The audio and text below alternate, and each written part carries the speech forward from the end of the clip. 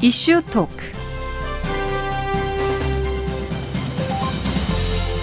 네, 사회의 다양한 이슈들 전문가와 함께 분석해보는 시간, 이슈 토크 시간입니다. 오늘 최근에 좀 화제가 됐던 소식들, 분쟁들 함께 분석해 볼 텐데요. 권희중 변호사 스튜디오에 모셨습니다. 변호사님 어서 오세요. 네, 안녕하세요. 네, 반갑습니다. 자, 저희 오늘 첫 번째 이슈부터 살펴보겠습니다. 요즘은 사실 택배 없이는 정말 살 수가 없는 그런 세상이 되었습니다. 네. 얼마 전 온라인에서 화제가 된 게시물이 하나 있었는데요. 엘리베이터가 없는 아파트의 꼭대기층, 여기에 택배 기사가 물건을 쾅 하고 던지고 가는 모습이 CCTV를 통해 포착이 됐는데 요 내용 좀 소개를 해주실까요? 네, 한 온라인 커뮤니티에 그 올라온 게시물이 있었는데요. 그 게시물 작성자가 최근에 컴퓨터를 주문했는데 처음 배송 당시에 택배 기사가 택배 상자를 툭 내려놓는 모습이 이제 CCTV에 포착이 되었습니다. 그래서 그 사연자가 택배 상자를 확인해 보니까 부품이 일부 망가져 있어서 반품을 요청했다고 합니다. 근데 이제 두 번째로 다시 배송될 때는 네. 택배 기사가 컴퓨터 택배 상자를 문 앞에 던지는 모습이 포착되었습니다. 그래서 그 영상이 공개되었는데 120만 회가 넘는 조회수를 기록하면서 이제 논란이 되고 있습니다. 그렇군요. 여기 이제 당시에 배달된 곳이 엘리베이터가 없는 5층 아파트라고 하는데 그래도 이제 많은 대다수의 그 누리꾼들이 배달 기사들이 고생하는 건 알겠지만 이렇게 물건을 택배 물건을 함부로 취급해서는 안 된다 이런 반응들이 대다수였습니다. 그렇군요. 한번 반품을 해서 다시 이제 왔는데 또 그렇게 했다는 네. 거죠. 이게 근데 실제로 방금처럼 CCTV를 직접 확인해 보면 좋지만 네. 그렇지 못하는 경우에 실제로 던졌다 하더라도 어떤 과정에서 손상이 갔는지 네. 뭐 이게 던져서 파손이 된 건지 이거를 좀 법적으로 증명하기가 쉽진 않을 것 같은데 어떻습니까? 네. 요즘 뭐 아까 말씀드렸지만 택배 없이 살 수가 없고 저도 뭐 이제 택배를 많이 이용을 하는데 요번 사례에서 그 첫 번째 배달이 됐을 때 택배 기사가 이제 툭 내려놓는 그 장면이 뭐 CCTV에 촬영이 되어 있었고 또 주문자가 그 영상을 고객센터에 보내주었기 때문에 반품을 하고 다시 새 제품으로 보내준 것이라고 합니다. 근데 네. 이제 질문하셨지만 그런 증거가 없어도 이게 손상이 되지 않는 정상 제품으로 다시 받을 수 있다고 이제 저는 보는데요. 네. 이게 이제 법리 구조가 어떻게 됐냐면은 요새는 뭐 온라인 쇼핑을 통해서 물품 구입하는 경우가 대단히 많죠. 그 온라인으로 물건을 구매할 때요. 네. 이제 판매자와 구매자 사이에 매매 계약이 이제 성립하게 됩니다. 그 매매 계약의 당사자는 판매자와 구매자가 매매 계약의 당사자이고요. 네. 그 판매자는 구매자에게 물건을 인도하고 또 구매자는 대금을 지급하는 이런 관계가 설정이 됩니다. 예. 그래서 구매자가 온라인에서 신용카드라든가 뭐 혹은 계좌이체로 결제를 하면은 대금을 지급할 의무를 마치게 된 거죠. 그렇죠. 그렇다면 이제 남는 거는 판매자가 구매자의 집으로 물건을 배송해 주어야 할 의무가 남게 되죠. 네. 근데 보통은 택배를 통해서 택배 회사의 기사님들이 구매자의 집으로 이제 물건을 배송하게 되죠. 네. 그 배송하는 물건은 당연히 하자가 없는 물건이어야 합니다. 어떤 원인으로 하자가 발생하였는지와 상관이 없이 배송된 물건에 하자가 있다면은 판매자는 구매자에게 하자 없는 물건을 인도할 의무를 다하지 못한 결과가 되고요. 그렇죠. 그래서 하자 없는 물건을 인도할 의무가 계속 남게 되는 것입니다. 오히려 그러면은 판매자가 직접 증명을 해야 된다는 건가요? 그렇죠. 그렇군요. 그렇다면 조금 좀 다행이겠다 이런 생각이 좀 듭니다. 근데 실제로 택배 배송 사고들이 종종 있는데 요즘 네. 이제 말씀하신 것처럼 비대면 배송이기 때문에 좀 더 그런 상황이 벌어지는 것 같은데요. 업체에서는 발송을 했다 하고 택배 기사도 전달했다고 하는데 중간에서 사라지는 경우에 네. 이렇게 책임 소재가 불분명한 경우는 누구에게 좀 따져봐야 되는 걸까요? 네. 조금 전에 이제 말씀드린 대로 판매자와 구매자 사이에 매매 계약이 성립을 하면은 판매자는 구매자에게 물건을 인도해 줄 의무가 있는데 보통은 택배 회사를 통해서 물건을 인도하게 되죠. 네. 집까지.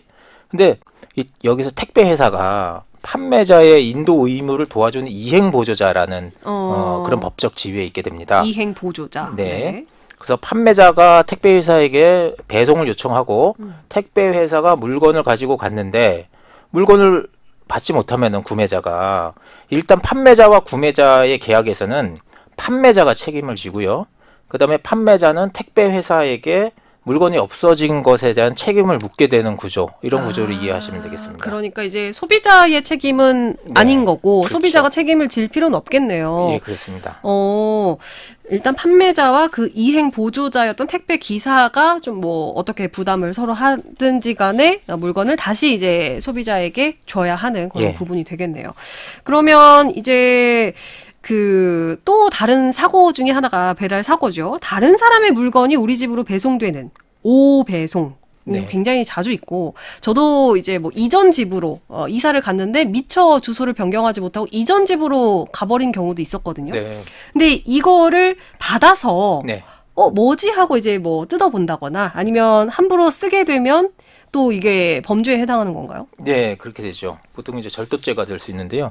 이 절도죄의 개념이 타인이 점유하는 타인 소유의 재물을 절취하면은 이제 성립하는 범죄입니다. 이제 만약에 옆집으로 배송되어야 되는 물건이 내 집 현관에 놓여 있다고 이게 그렇게 하더라도요. 네. 그 보통 택배 상자에는 당연히 받는 사람이 기재되어 있죠. 예. 그럼 상자를 보면은 내 소유가 아니라는 걸 확인할 수 있겠죠. 네. 그리고 내 집 앞에 놓여 있다고 하더라도 법률상으로는 이제 나에게 점유권이 인정되는 것이 아니기 때문에 오배송된 물건을 뜯어서 사용을 하면은 이게 절도죄로 처벌받을 수 있는 구성 요건에 해당이 됩니다. 그렇군요. 실제로 좀 뭐 현장에서 봤을 때 이런 걸로 좀 들어오는 경우도 있나요? 그런 경우도 있죠. 이제 뭐 어떤 경우에는 분명히 이제 택배 상자에 자기 이름이 게 아니라는 건 아니고. 아는데 네. 들고 갔다가 뜯어서 보고 있다가 뭐 며칠 후에 그 실제 주인한테 주는 네. 이런 경우가 있는데 그 사이에 물건을 못 받은 사람이 뭐 신고를 한다든가 이런 경우에 절도죄로 처벌받을 수 있습니다. 그렇군요. 어쨌든 나의 이름이 아니고 네. 뭔가 좀 잘못 온 것 같다 이런 생각이 들 때는 뭐 거기 택배 기사님 연락처라든가 네. 이제 주는 사람 받는 사람 이제 또 연락처가 있기 때문에 네. 그걸 좀 연락을 취하시는 게 나은 건가요? 연락을 취할 뭐 그럴 필요까지는 없다고 하더라도 네. 그냥 나한테 온 상자가 아니다 그러면 가만히 냅둬야죠. 가만히 두면은 그 택배 기사님이 다시 본인이 오시거나. 배달한 곳을 알 테니까 다시 와서 이제 수거해가고 예. 제대로 배달해드리겠죠. 그렇군요. 어쨌든 아마 이런 경험들 정말 한두 번씩 있으셨을 것 같아요. 그럴 수 있어요. 네. 그게 괜히 남의 물건 찾아준다고 네. 들고 들어갔다가 오히려 뭐 범죄자로 이렇게 몰리는 경우가 있으니까 네. 내 물건이 아니면은 아예 이제 건드리지 마시고 그대로 그냥 두는 그대로 걸. 그 장소에 두시면 됩니다. 그렇군요. 자, 오늘 이렇게, 절도죄에 해당한다고 하니까 네. 이제 그 팁에 대해서 함께 알아봤고요. 다음 주제도 한번 넘어가 보겠습니다. 얼마 전 이제 그 논란이 됐던 너튜브에 한 영상이 있었습니다. 낙태 브이로그였는데요. 36주나 된 태아를 낙태하는 브이로그가 게시가 되면서 경찰이 수사에 나섰고요. 법적으로, 낙태가 허용되는 경우들도 있다고 들어서 이건 어떤 건지 좀 궁금해서 여쭤보겠습니다. 네네. 지금 말씀하신 그 낙태 브이로그 이게 임신 36주 차에 임신 중절 수술을 받았다는 이제 브이로그가 게시가 된 후에 네. 경찰에서 이 영상이 조작된 거짓이 아니고 실제 상황이었다는 사실을 확인했고요. 예. 그다음에 영상을 찍은 유튜버와 중절 수술을 한 병원 원장에 대한 수사를 진행한 사건이 꽤 큰 파장을 일으키고 있는 상황인데요. 네. 법적으로 이제 낙태가 허용되는 경우는 모자보건법 제14조에 예. 뭐 우생학적 또는 유전학적 정신장애나 신체 질환이 있는 경우, 전염성 질환이 있는 경우, 혹은 뭐 범죄에 의해 임신된 경우, 혹은 또 임신이 모체의 건강을 심각하게 해치는 경우, 이런 이제 뭐 일정한 경우에 낙태가 가능한 경우를 이제 규정을 하고 있습니다. 네. 이런 경우가 해당이 아니면, 일단은, 낙태가 불허가 되는 그런 상황인 건데, 2019년에 낙태죄라는 게 있었는데, 이게 또 사라졌습니다. 그렇다면 이런 경우에는 어떤 혐의가 적용이 되는 걸까요? 예. 그 낙태죄라는 그 의미가, 정확히 이제 따지면 모체 내에 있는 태아를 자연 분만기에 앞서서 인위적으로 모체 밖으로 배출하거나 모체 내에서 살해하는 행위를 처벌하는 것인데요. 네. 이게 2019년 4월 달에 헌법 불합치 결정을 받아서 2020년 12월 31일까지만 적용되는 범죄였습니다. 네. 그래서 2021년 1월 1일부터는 그 낙태죄로 처벌을 받지 않기 때문에요. 이 브이로그 36주 됐으면은 사실 모체 밖으로 배출을 했을 때 살아 있었을 가능성이 있다. 네. 그러면은 살아있는 신생아를 살해한 것이 아닌지, 낙태죄의 부분이 아니라 살인죄가 성립할 수 있는 것인지에 대한 이제 혐의가 있는 그런 사건입니다. 그렇군요. 살인죄까지도 적용이 될 수 있다. 네. 예. 근데 이제 아까 그 낙태죄가 헌법 불합치 결정이 내려지면서 이미 이제 세상 속에서는 사라졌다라고 얘기를 하셨는데, 그러면서 이제 법적 공백도 발생했다라고 얘기를 해주셨습니다. 어디에 허점이 있었던 그런 법률이었는지, 헌법 불합치와 위헌, 또 이건 어떤 차이가 있는 건지도 궁금하네요. 네. 그 헌법상 기본권을 침해당한 사람이 헌법재판소에 특정한 법률 조항이 헌법에 위반되는지 이렇게 판단해달라 이런 신청을 하게 되면요. 헌법재판소는 그 법률에 대해서 판단을 하는데요. 그 위헌적 법률이라고 판단이 될 때 단순위헌 혹은 이제 헌법 불합치 결정을 할 수가 있습니다. 이게 단순위헌 결정을 하게 되면요. 법률의 효력이 그 즉시 사라지게 됩니다. 소멸하게 되고요. 예. 헌법 불합치 결정은 법률의 위헌성은 인정이 되는데 이 법률을 즉시 없애버리면은 법적 공백이 있어서 큰 혼란이 초래되는 경우에 예. 이제 시간을 정해서 언제까지 개선 입법을 시행하라. 그때까지 개선 입법이 이루어지지 않으면은 언제부터 효력을 상실한다. 이런 식으로 결정을 하는 것이 헌법 불합치 결정입니다. 예. 단순 위헌과 헌법 불합치에 있어서 이런 좀 어떤 기간에 또 차이가 있는 만큼 이 낙태죄에 대해서는 그럼 새롭게 좀 나온 법안이라든가 그런 건 없는 건가요? 예, 현재로서는 없습니다. 그렇군요. 아까 말씀드렸지만 이 낙태죄는 2020년 12월 31일까지만 적용되는 법률이었는데 네. 그때까지 국회에서 입법을 했어야 되는데 입법이 이루어지지 못했기 안 때문에 했고. 예, 현재는 없는 상태입니다. 그렇군요. 근데 이제 조사를 좀 해보니까 산모와 병원장 모두 그때 당시 태아가 사산 상태였다라고 주장을 좀 하고 있는데요. 만약에 이 경우 사실이라면 혐의 없음으로 되는 건지 어떻습니까? 뭐 이번 사건 그 경찰의 수사를 좀 더 이제 지켜봐야 되는데요. 살인 사건으로 처벌할 수 있는지 없는지는 그 사실관계대로 좀 따져봐야 될 것 같습니다. 이게 이제 아까 말씀드렸지만 살인죄라는 것은 사람을 살해하는 범죄인데요. 그렇죠. 그 사람의 시작이 규칙적으로 진통을 동반하면서 태아가 태반으로부터 이탈하기 시작한 때, 이걸 언제냐면 이제 분만이 개시된 때를 사람의 시작으로 보거든요. 네. 아까 그 사건에서 만약에 이제 의사가 36주 된 태아를 모체 밖으로 꺼냈는데 그 상태에서도 살아있는 상태였다면은, 그리고 살아있는 상태에서 약물이나 처치 등으로 사망을 하게 된 것이라면은 이제 살인죄가 성립할 수 있는데요. 네. 그런 분만의 과정을 거치지 않은 상태에서 뱃속에서 이제 심정지를 시켰거나 아니면 산모의 체내에서 사산한 것이라면은 살인죄로는 처벌할 수 없을 것입니다. 그렇군요. 만약에 후자의 경우라면 이 산모나 병원장은 아예 이제 처벌할 그런 법적 그런 게 그렇죠. 없겠네요. 예. 예.